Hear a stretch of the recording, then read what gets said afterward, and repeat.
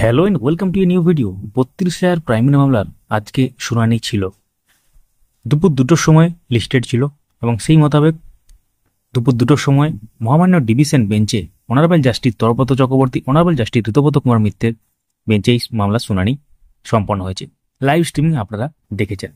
তো কি কি ব্যাপার নিয়ে আলোচনা হয়েছে, কি কি ব্যাপার নিয়ে আর্গুমেন্ট হয়েছে, কোন পক্ষের কারা কারা বক্তব্য রেখেছেন, মাননীয় বিচারপতিদের পর্যবেক্ষণ কি, পরবর্তী শুনানির দিন কবে ধার্য হয়েছে, ফাইনাল জাজমেন্ট কবে আসতে পারে এবং শুনানির পুঙ্খানুপুঙ্খ বাংলা ব্যাখ্যা নিয়ে এই ভিডিওটি হতে চলেছে। অনুগ্রহ করে আপনারা ভিডিওটি শেষ পর্যন্ত দেখবেন। যারা নতুন দেখছেন বা কোনো কারণে আমাদের চ্যানেলটি সাবস্ক্রাইব করেননি, সাবস্ক্রাইব করে রাখুন, পাশে থাকা বেল আইকন প্রেস করে অল করে দেবেন, তাহলে ইম্পর্টেন্ট যে আপডেটগুলো সেগুলো মিস করবেন না। যারা ফেসবুক থেকে দেখছেন পেজটিকে ফলো করে রাখুন। তো 32 প্রাইমারি মামলার এর আগে অনেকগুলো শুনানি হয়েছে এবং আজকেও অনেকদিন পর শুনানি হলো, কারণ ভ্যাকেশন চলছিল। তারপর কিন্তু আজকে লিস্টেড ছিল, এর আগেও আমরা বলেছিলাম। তো আজকে কোন পক্ষের কে বক্তব্য রাখবেন প্রথমেই সেটা আমরা বলেছিলাম। সিনিয়র অ্যাডভোকেট বিকাশ রঞ্জন ভট্টাচার্য তিনি কিছু ক্যানের হয়ে বক্তব্য রেখেছিলেন বা রিট পিটিশনারদের পক্ষ হয়ে। তো এক্ষেত্রে তিনি প্রথমে আর্গুমেন্ট করেন এবং তারপরে অন্য একজন আইনজীবী আর্গুমেন্ট করেন এবং অনেক ব্যাপার কিন্তু উঠে আসে। এক্ষেত্রে senior advocate Bikash Ranjan Bhattacharya affidavit related argument করেন এস বসু রায়ন কোম্পানি এবং তার সাথে র্যাঙ্ক জাম নিয়েও তিনি ব্যাপারটা তোলেন আর কি, এবং সিবিআই চার্জশিট নিয়ে বলেন। মূলত এই তিনটি ব্যাপার নিয়ে senior advocate Bikash Ranjan Bhattacharya argument করেন। এবং এটা ছাড়াও যে এমএইচআরডি রিল্যাক্সেশনের আগেও অনেক কিছু কথা হয়েছিল, সেটা আপনারা জানেন।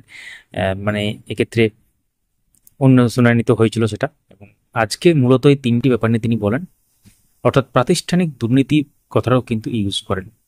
তো সবার প্রথম যে ব্যাপারটা বলা হয় সিনিয়র অ্যাডভোকেট বিকাশ রঞ্জন ভট্টাচার্যের দ্বারা, যে এস বসুর আইন কোম্পানি এবং তাদেরকে যে দায়িত্ব দেওয়া হয়েছিল এবং প্রপার টেন্ডার ছাড়াই কিন্তু তাদেরকে দায়িত্বভার দেওয়া হয়েছিল, টেট থেকে নিয়োগ প্রক্রিয়া।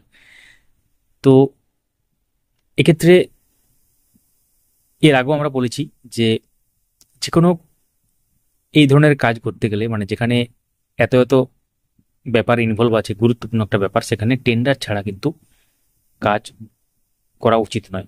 এবং সেক্ষেত্রে এখানে তিনি যেটা বোঝাতে চাইছেন যে টেন্ডার ছাড়াই কাজটি করা হয়েছিল এবং সেখানে প্রপার কোনো রকম নিয়ম মানা হয়নি। এবং এস বসুর আইন কোম্পানি এফিডেভিট যে ব্যাপারটা, সেই সংক্রান্ত ব্যাপারটা তুলে ধরেন।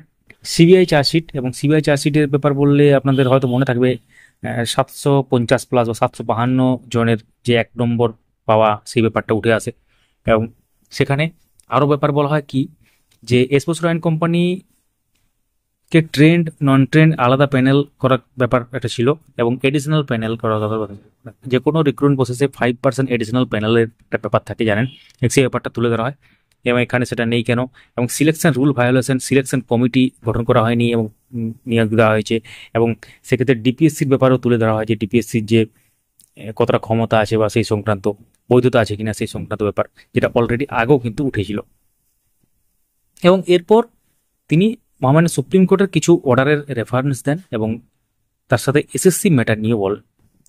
র্যাঙ্ক জামটা কিন্তু অনেকবার বলেছেন, কারণ র্যাঙ্ক জামটা আপনারা দেখেছেন কোথায়, এসএসসি সংক্রান্ত ম্যাটারে বিভিন্ন রকম যে আর্গুমেন্ট সেখানে উঠে এসেছিল। তো মূলত senior advocate Bikash Ranjan Bhattacharya rank জাম, সিবিআই চার্জশিট এবং এস বসুর আইন কোম্পানি সংক্রান্ত ব্যাপারে আর্গুমেন্টটা করেন। এরপরে অন্য অ্যাডভোকেট অন্য ক্যানের থেকে অন্য অ্যাডভোকেট কিন্তু এক্ষেত্রে আর্গুমেন্ট শুরু করেন। তার যেটা মেন বক্তব্য ছিল অন্য অ্যাডভোকেটের, সেটা হচ্ছে কম নম্বর পেয়ে জব পেয়েছে। অর্থাৎ যখন ব্রেকআপ অফ মার্কস প্রকাশ হয়, যেটা অলরেডি উইথড্র করে নেওয়া হয়েছে বোর্ডের দ্বারা, সেখানে পিটিশনার বা তার যে অ্যাপ্লিকেশন করে যারা ঢুকেছে বা ক্যান অ্যাপ্লিকেশন করে, তো সেক্ষেত্রে কানেক্টেড অ্যাপ্লিকেশন বলতে পারেন, তারা রিয়েলাইজ করে যে তাদের থেকেও কম নম্বর পেয়ে চাকরি করছে, সেই জন্য তারা এক্ষেত্রে যুক্ত হয় এবং লেজার মার্কস পেয়ে বা লেস মার্কস পেয়ে কিন্তু জব পেয়েছে, এটা কিন্তু বলেন। এবং পুরুলিয়া, নর্থ 24 পরগনা ডিস্ট্রিক্টের 1-2 ক্যান্ডিডেটের উদাহরণ দেওয়া হয়। তারপর তিনি হঠাৎ করে বলেন, অর্থাৎ অন্য আইনজীবী যিনি, যে তাদের পিটিশনারদের বা যে ক্যানে যুক্ত আছে তাদেরকে জবাব দিয়ে দাও।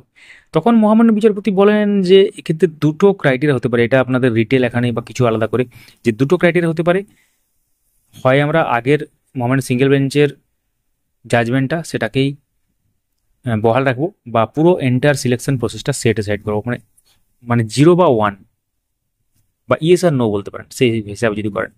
তো সেখানে বলেন যে যদি পুরো সিলেকশন প্রসেস সেট সাইড হয়ে যায় তাহলে আপনাদের তো এই যে যেটা আবেদন করছেন সেটাই তো আর কোনো অস্তিত্ব থাকছে না, তখন তো আপনাদেরকেও সেই নতুনভাবে বসতে হবে সিলেকশন প্রসেসে।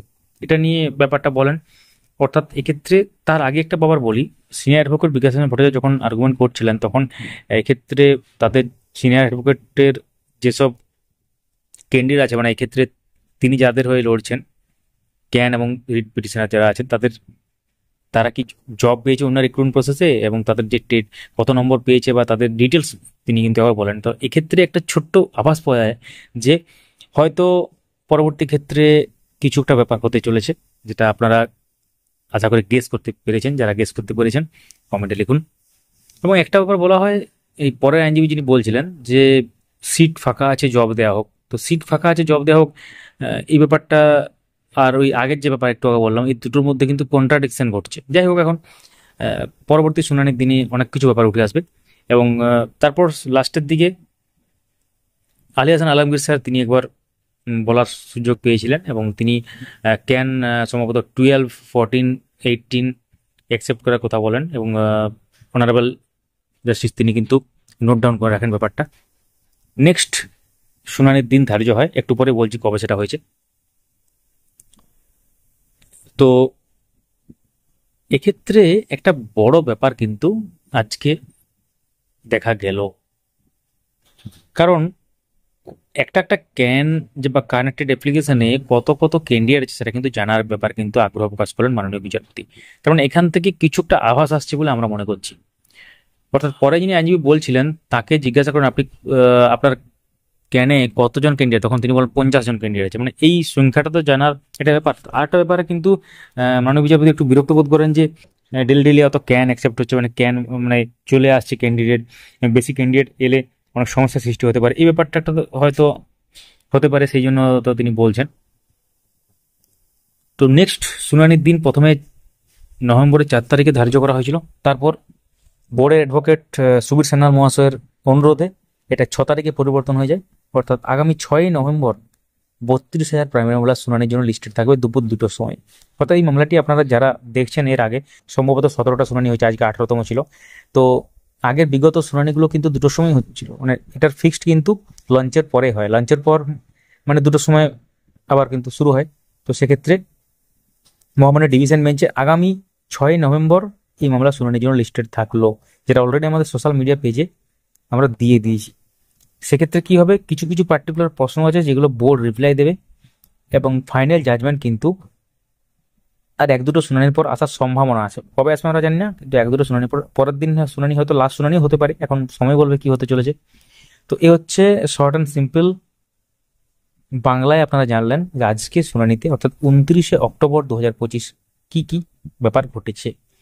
এটা ছাড়া আপনারা যদি কিছু অ্যাড করতে চান বা আমরা যদি কোনো কিছু মিস করে ফেলেছি, কারণ আমরা পুরো লাইভ স্ট্রিমটা দেখে সেখান থেকে সামারাইজ করে ব্যাপারটা বলছি, যদি আমরা কিছু মিস করে ফেলেছি অবশ্যই আপনারা অ্যাড করতে পারেন, আমাদেরও ভুল হতে পারে, কোনো কিছু পয়েন্ট হয়তো মিস করে গেছি। এবং অবশ্যই ভিডিওটা লাইক করুন, সবার সাথে শেয়ার করুন, এবং যারা ইউটিউব থেকে দেখছেন কমেন্ট সেকশনে জায়গাতে দেখুন হাইপ বলে একটা অপশন আছে, অবশ্যই অপশনটিকে কাজে লাগান। Thank you so much for watching. এই মামলার পরিণতি কি হতে পারে আপনারা গেস করতে পারেন, কমেন্টে লিখতে পারেন অবশ্যই কোন জেলা থেকে ভিডিও দেখছেন, এবং আমরা কি কারা কারা এই মামলার সাথে যুক্ত আছেন সেটা লিখতে পারেন, এবং কারা কারা ইন সার্ভিস টিচার আছেন 32,000-এর মধ্যে আছেন সেটাও লিখতে পারেন। ধন্যবাদ।